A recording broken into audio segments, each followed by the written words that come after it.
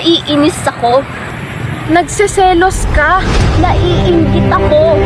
O edi lumabas din yung totoo. But it's not what you're thinking. Naiinggit ako kasi kayo dalawa yung magkaibigan. Eh ako, etchepuera ako. Nawalan ako ng kaibigan. Alam mo kung bakit? Dahil nag-iba ka. Nagbago ka. Nagbago ako kasi yun ang gusto mo, di ba? Paulit-ulit mong pinaramdam sa akin na wala akong kwentang tao, kaya inayos ko yung sarili ko, kaya tumino ako.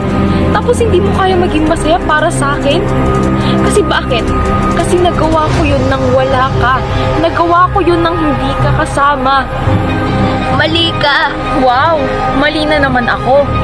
Kasi ikaw yung palaging tama. Kasi sa mga mata mo, kami yung palaging mali. Kami yung may dumi, kami yung palpak. Kasi ikaw yung magaling, matalino, busilak ang puso mo. Kaya nga kita gustong tinutulungan. Kasi mahal kita. Gusto ko lang na masaya ka.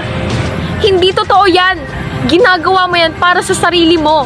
Nang sa ganon, bida ka.